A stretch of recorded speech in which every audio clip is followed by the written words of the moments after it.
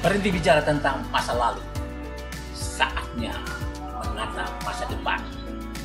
Bersama Ishak Rafiq, Direktur Eksekutif Masa Depan Institut.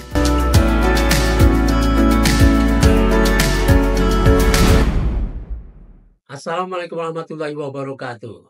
Dimanapun Anda berada, saudara-saudara sekalian, Anda bersama Ishak Rafiq, Direktur Eksekutif Masa Depan Institut.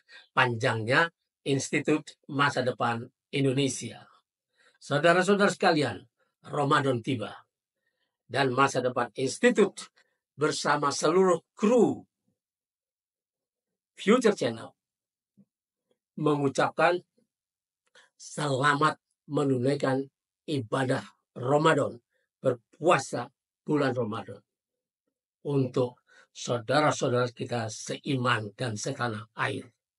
Semoga bulan puasa ini lebih mendekatkan diri kita kepada Allah sekaligus kepada manusia.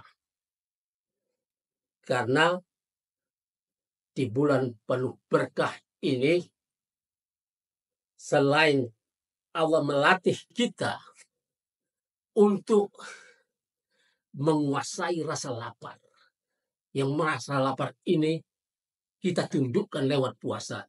Sehingga keroncongan di perut, rasa melilit di perut ketika kita menahan lapar pada saat waktunya tiba, biasanya jam 12 siang atau jam 8 pagi mau sarapan, itu biasanya merintih.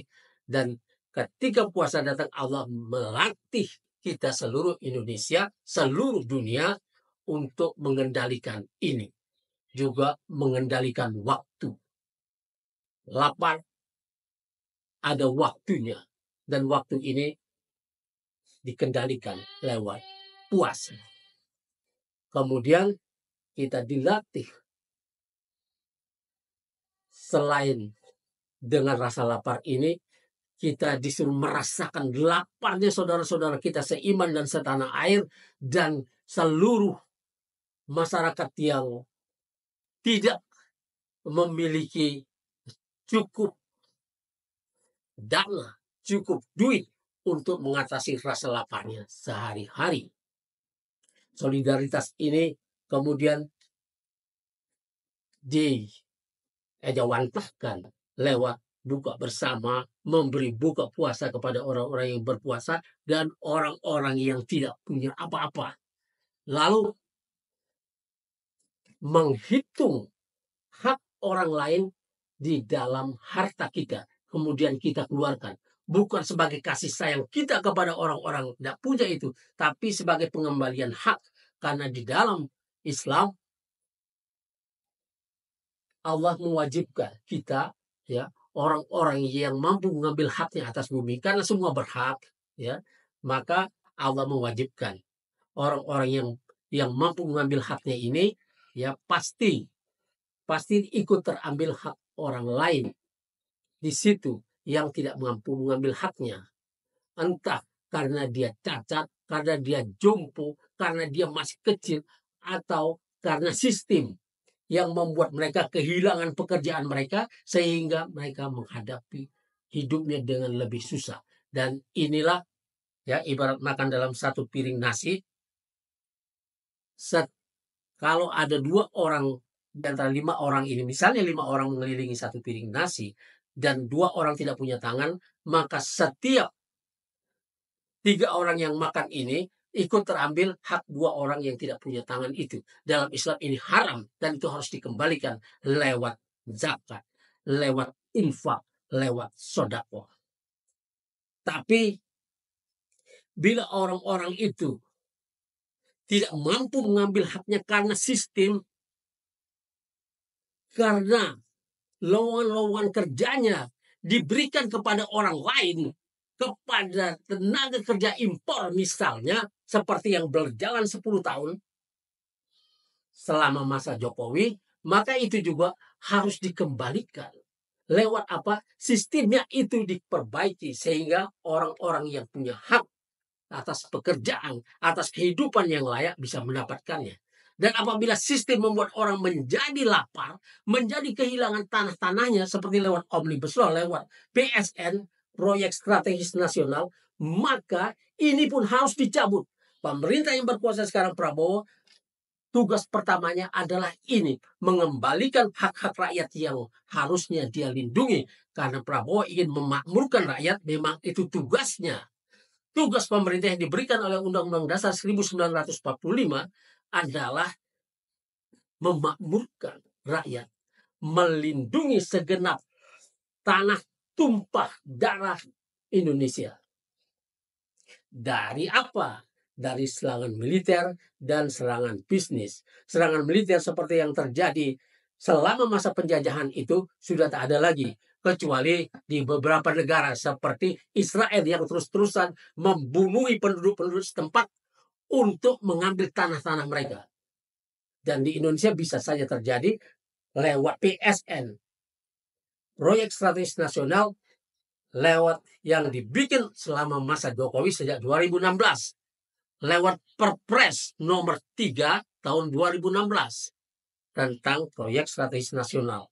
Kemudian ini tahun 2019 baru digarap undang-undangnya, jadilah Undang-Undang Omnibus Law yang diundangkan tahun 2020 itu.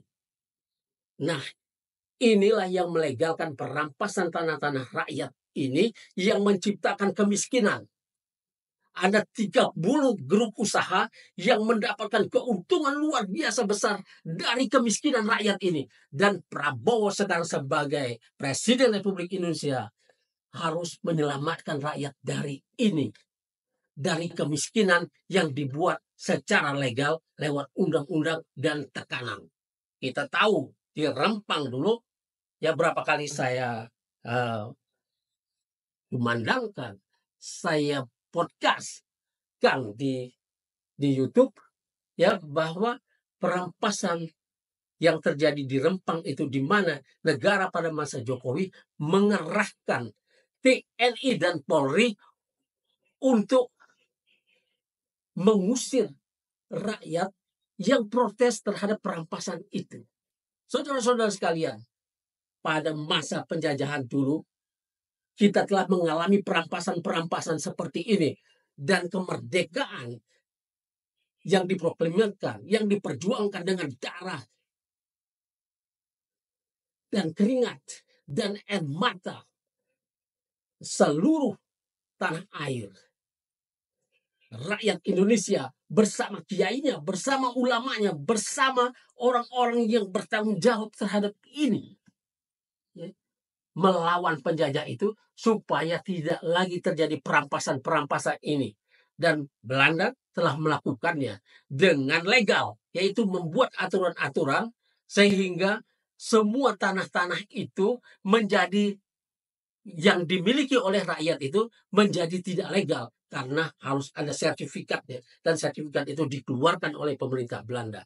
Pada zaman ini, pada zaman kemerdekaan ini, kita dibuatkan undang-undang Omnibus Law di mana tanah-tanah rakyat itu boleh direbut dan diberikan kepada konglomerat 30 grup usaha yang menikmati ini, dari Rempang, Morowali, kemudian Seruyan, lalu Kalimantan Tengah, kemudian kita masuk ke Gorontalo, ke Sulawesi, ke Papua, kemudian ke Halmahera, tanah-tanah rakyat yang mengandung tambang dan tempatnya strategis, dia ambil begitu saja untuk kepentingan investor, baik luar maupun dalam negeri, swasta nasional maupun swasta yang berafiliasi dengan luar negeri.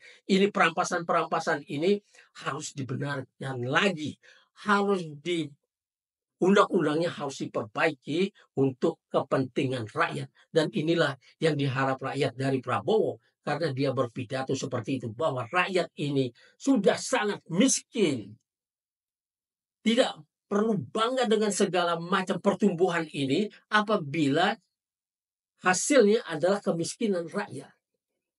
Tidak perlu itu. Dan pemerintah harus melakukan perbaikan ini mulai saat ini sebelum terlambat. Bahwa ada hambatan dari dalam kabinet sendiri, di mana Bareskrim misalnya dengan enaknya bilang bahwa Aguan tidak terlibat dalam urusan pemagaran laut sepanjang 30,16 kilometer itu. Ini benar-benar membodohi rakyat, dan ini sebetulnya Prabowo sudah boleh perintahkan Kapolri untuk memecat Bareskrim. Tapi Kapolrinya pecat dulu lebih baik, karena ini sama sekali tidak tunduk kepada Prabowo. Itu salah satu contoh. Dan 17 menteri yang disumbang Jokowi juga menunjukkan gelagat tidak tunduk kepada Prabowo dan menjadikan Prabowo sebagai pelawak saja, diketawa-tawain di belakang Prabowo ketika Prabowo sedang pidato. Dan ini tidak boleh diteruskan. Saudara-saudara sekalian, kita cukupkan dulu. Wassalamualaikum warahmatullahi wabarakatuh.